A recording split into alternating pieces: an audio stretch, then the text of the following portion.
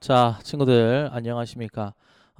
선생님이 이번에는 마이크를 좀 들었습니다. 선생님이 오늘 친구들의 과제를 검사하다 보니까 여러분들이 이제 인증샷 과제물을 좀 올렸었잖아요. 그 인증샷 과제물에 모 학생이 선생님 소리가 너무 작아요, 뭐 이렇게 이야기를 해가지고 오늘 바로 한번 수정해 보았습니다.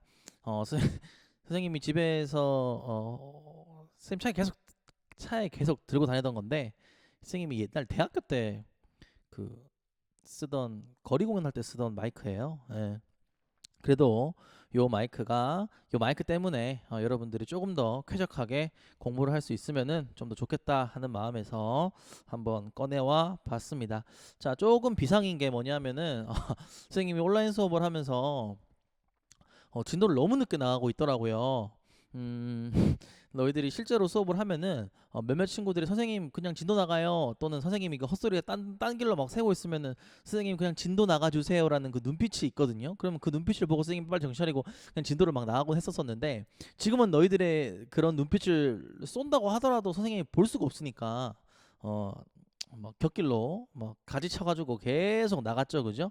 예, 그리고 또 선생님이 되게 좀 진도가 느린 편이기 때문에 뭐 아빠 선생님은 이까지 나갔대요, 뭐 이런 얘기가 들리면 선생님 빨리 진도를 막 빨리 나가야겠다라는 생각을 하기도 하는데, 지금은 뭐 3학년 전체를 선생님 강의를 듣고 있으니까 아 그런 긴장감이 없었나 봐요. 그래서 이제 곧 다음 달이면은 중간고사를 쳐야 되는데 중간고사 시험 범위 너무 적게 되는 거야. 그러면 안 되니까 빠르게 진도 한번 나가보도록 하겠습니다. 너희들 정신 바짝 차려야 선생님 말 따라올 수 있겠습니다. 자, 그러면은 우리 어디를 배우고 있는지 우리 역사의 큰 그림부터 잡고 시작합니다. 1860년대에부터 우리 역사의 첫 번째 단원 한국 근현대사의 첫 번째 단원 개항기 시작한다고 이야기를 했어요. 1860년대부터 두 번째 시기 일제강점기가 되려면은 1910년까지라 그랬고, 이걸 선생님이 10년 단위로 끊었습니다. 그래서 총 5개의 시기로 나눴었죠. 첫 번째 시기가 바로 뭐였냐면은 쇄국의 시기였습니다. 흥선대원군이 주인공이었고요. 흥선대원군이 국내에는 어떤 식으로 개혁을 했는지, 그리고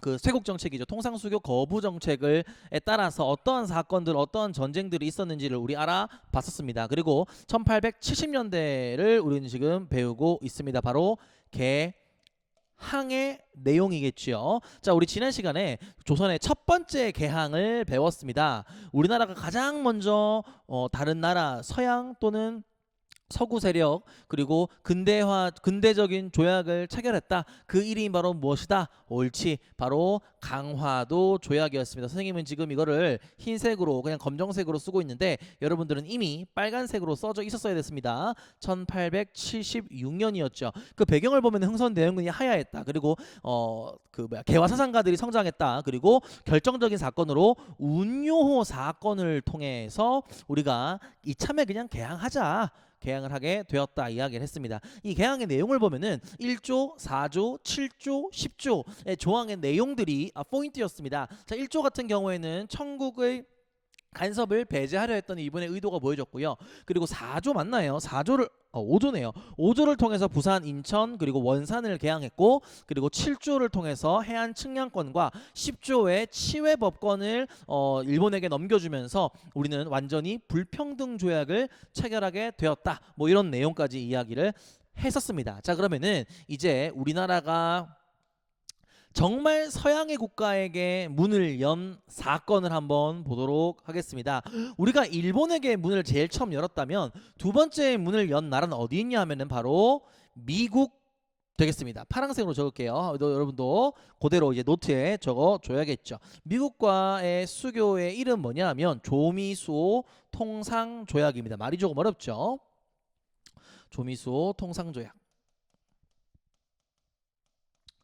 이 조약은요 1882년도에 체결하게 되었는데, 야 선생님 마이크가 있으니까 그래도 막 목소리를 높일 일이 없으니까 목이 좀 편안하고 여러분들도 좀 편안하게 들립니까? 좋습니다. 자, 1882년인데 몇몇 친구들은 이렇게 질문할 수 있어요. 선생님, 지금 우리는 70년대 개항의 시기를 배우고 있잖아요. 그런데 80년대잖아요 이거는, 이렇게 이야기하는 친구들이 있는데 여기서 여기까지가 무조건 60년대고 무조건 70년대고 이거를 말하는 게 아니라 쇠국의 흐름을 거치다가 개항의 흐름을 갔다. 요거를 선생님이 보여주고 싶은 거거든요. 사실 흥성대원군의 하야도 몇몇 친구들은 의아했을 수도 있는데 73년도입니다. 70년대죠. 그러니까 쇠국의 시기를 거치고 개항의 시기가 온다. 이렇게 그냥 선생님이 너희들에게 쉽게 설명하기 위해서 10년 단위로 끄는 거고, 그냥 쉽게 설명하기 위해서 10년 단위로 끄는 거지만 이게 무조건 딱딱 떨어진다 이렇게 생각하지는 않았으면 좋겠습니다. 자, 아무튼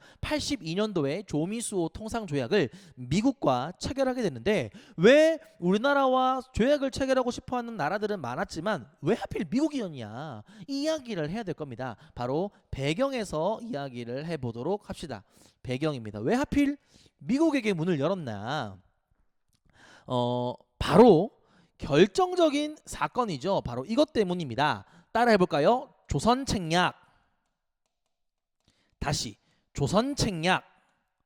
조선책략이라는 책 때문에 우리가 미국에게 문을 열게 되었습니다. 조선책략 유포 이렇게 적을게요. 우리 교과서는 이 조선책략 유포를 청해 알선으로 또는 청해 소개로 이렇게 다루기도 합니다. 그냥 청해 소개 이렇게도 적을게요.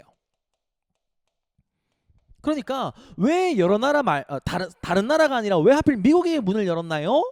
청나라가 소개해줬기 때문이다. 이렇게 우리가 간단하게 알고 있으면 되겠습니다. 저 구체적인 사건은 바로 조선책략 유포인데요. 요 이야기는 조금 해야 될 것 같아요. 그래야 여러분들의 이해를 좀 도울 수 있다고 생각하거든요. 일단 강화도 조약 이후에 우리가 일본에게 계속해서 수신사를 보냅니다. 임진왜란, 조선시대 임진왜란이 끝나고 난 다음에는 통신사를 보내가지고 우리가 선진문물을 전해줬죠. 사실 선진문물을 전해주기 위한 게 통신사가 아니라 그냥 우리나라의 외교 사절단을 일본에게 보냈다. 그 외교 사절단의 이름이 통신사인 겁니다. 그런데 임진왜란이 끝나고 난 다음에 삼포외란 때문에 그 통신사가 끊기게 됩니다. 그리고 난 다음에 강화도 조약으로 다시 우리나라에서 사신을 보내게 되는데요. 그 이름은 바로 수신사입니다. 그 수신사가 1차 수신사, 2차 수신사, 그리고 나중에 선생님이 이야기하겠지만 뭐 유랑단 갑자기 생각이 안 나네요. 아무튼 선생님이 나중에 이야기를 해줄게요. 아무튼 그런 쪽으로 이제 수신사를 계속 파견하게 되는데, 그 2차 수신사에 그 일본에게 건너갔던 김홍집이라는 사람이 있습니다. 그 김홍집이 그 일본에 건너가가지고 누구를 만났냐면 청나라 사람인데 일본에서 살고 있는 공사관에 살고 있는 그 외교관이죠. 그러니까 청나라 주일 외교관 황준셴이라는 청나라 사신을 만나게 됩니다. 그리고 김홍집이 이렇게 이야기를 하죠. 지금 우리나라 조선이 너무너무 위태위태합니다. 지금 북쪽으로는 러시아의 공격을 이기지 못하겠고, 러시아를 견제해야 되고, 그리고 외놈들 일본을 또 견제해야 되는 그런 상황인데, 황준셴 유명한 학자, 당신의 생각은 우리나라가 어떻게 하면 이런 상황에서 잘 살아남을 수 있습니까? 라고 의견을 물었더니 황준셴이 책을 하나 주는 거예요. 내가 이거 밤새 썼다 해, 한번 읽어보라 해. 그 책의 이름이 바로 조선책략입니다. 그러니까 지금과 같은 상황에서 조선이 어떻게 대처를 하면 되는지를 청나라의 입장에서 황준셴이 쓴 거예요. 이 쓴 거의 내용은 바로 이러합니다. 중심 내용은 이래요. 여러분은 쓰지 마세요. 바로 친중국 결 일본 연 미국입니다. 이게 무슨 말이냐면, 너희가 러시아를 견제하기 위해서는 중국과 친하게 지내고 일본과 결연을 맺으며 그리고 미국과 함께 연맹을 하면 러시아를 견제할 수 있다라는 중심 내용의 책이 조선책략입니다. 사실 이 황준셴이 이렇게 쓴 이유는요, 바로 일본을 견제하기 위함인과 동시에 러시아를 견제하기 위함입니다. 무슨 말이냐 하면, 이 러시아를 견제하기, 일단 이것부터 먼저 이야기해요. 러시아를 견제하기 위해서는 자기 힘으로는 중국, 청나라와 일본 힘으로는 할 수 없다라는 거예요. 서양의 굉장히 우수한 국가, 서양의 강대국인 미국과 좀 친해져가지고 러시아를 견제해야 된다. 이런 러시아를 견제할 목적으로 쓰임과 동시에 일본을 견제하기 위한 목적으로 쓰인 책입니다. 그러니까 지금 우리나라는 강화도 조약을 체결한 다음부터 청나라가 바짝 긴장을 하고 있는 거예요. 저 조선은 우리나라의 속국인데 언제부터 강화도 조약 이후부터 계속해서 일본이 조선을 직접대고 있으니 일본과의 경쟁에서 우리가 좀 이겨야겠는데 어떻게 해야 되냐? 바로 이 조선 책략을 쓰면서 우리에 대한 지배력을 좀 강화하려 했던 겁니다. 이게 무슨 말이냐면 일본이 우리나라와 조약을 맺고 난 다음에 서양의 여러 나라들에게 러브콜을 받았어요. 야, 너희 조선이랑 조약 맺었다며? 드디어 조선을 개항했다며? 야, 우리도 좀 소개시켜줘.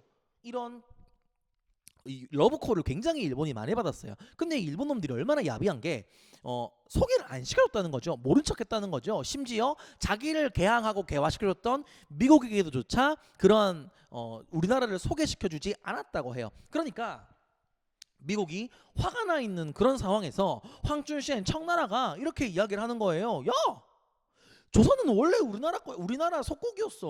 우리나라 속방이었어. 그러니까 나한테 이야기하면 돼. 거봐 내가 책 하나 써주니까 바로 너희 나라에게 문 열잖아. 이런 것들을 세계 곳곳에 알리고 싶었던 거예요. 근데 이런 사실들, 이런 속내를 전혀 알지 못했던 김홍집은 그 책을 읽고 감동을 받고 이렇게 하면 되겠구나. 바로 어디냐? 우리나라로 가서 고종에게 이 책을 줍니다. 고종이 밤새 이 책을 읽고요. 야, 대단하다. 이거를 막 널리 유포시켜가지고 많은 사람들에게 읽게 하여라. 그리고 바로 미국에게 개항을 하는 겁니다. 자, 물론 이 조선 책략이 유포되면서 많은 유생들은 반대를 했겠죠. 어디 서양의 세력들을 우리나라에 끌어들이려 합니까? 우린 반대입니다. 이런 반대하는 운동도 일어나는데요. 그 부분들은 다음 시간에 한번 더 자세하게 이야기해 보도록 하겠습니다. 자, 그러면은 내용을 한번 알아보도록 하겠습니다. 이 조미수 통상조약의 내용은요, 강화도 조약이랑 굉장히 흡사합니다. 먼저 치외법권을 인정하고 있어요. 치외법권은 강화도 조약에서 선생님 설명했으니까 더 이상 설명하지 않겠습니다. 그리고 교과서에 나와 있지 않지만 정말 중요한 내용이라서 선생님 반드시 적어야겠어요. 최혜국 대우 조항이 있으며 그리고 거중조정 조항이 있습니다. 자, 일단 요 치외법권과 최혜국 대우의 조항은요, 불평등 조항의 내용입니다.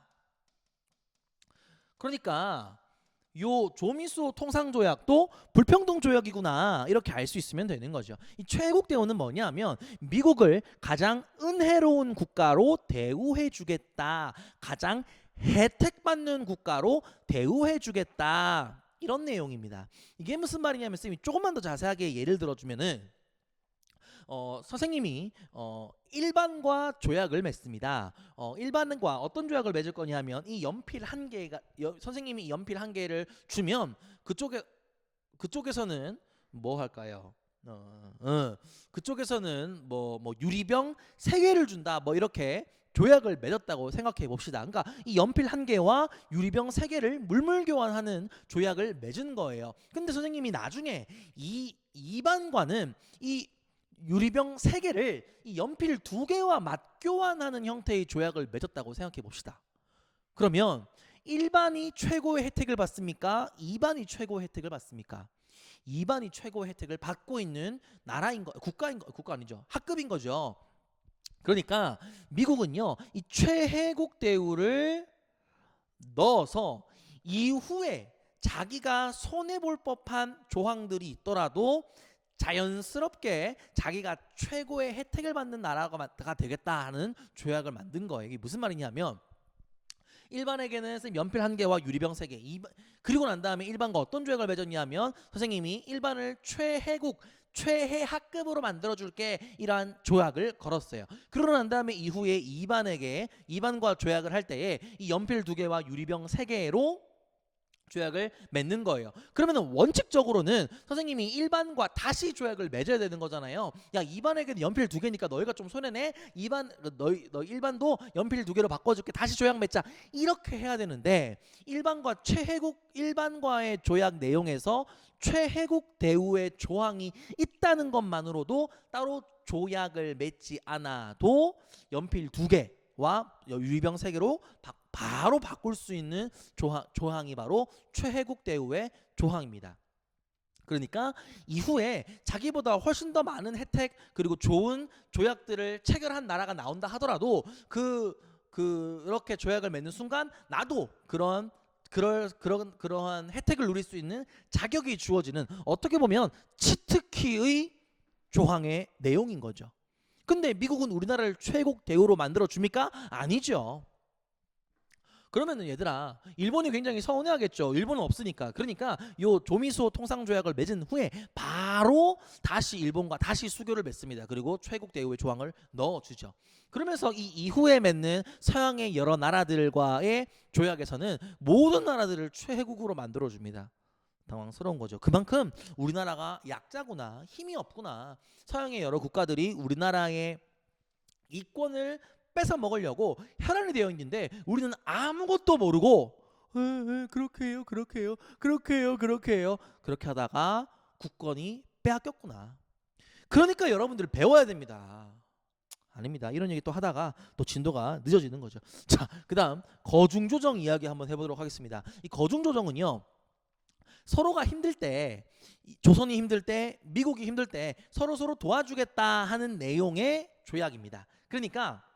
그런데 미국은 우리나라에 대해서 거중조정의 약속을 지켰나요? 우리나라가 힘들 때 도와줬나요? 그러지 않았다는 거죠. 우리가 이후에 배우겠지만 1905년도 을사조약, 우리나라의 외교권이 빼앗기는, 어떻게 보면 우리나라의 가장 핵심적인 주권이 빼앗기는 그런 상황에서 미국은 우리 편을 들어줘야 되잖아요. 왜? 거중조정의 조항이 있으니까, 서로 도와주겠다고 약속을 했으니까. 그런데 미국은 일본과 가스라 테프트 밀약이라는 조약을 체결하면서 우리나라를 일본의 식민지로 만드는데 도와주는 역할을 하게 됩니다. 거중조정 위반인 거죠. 네.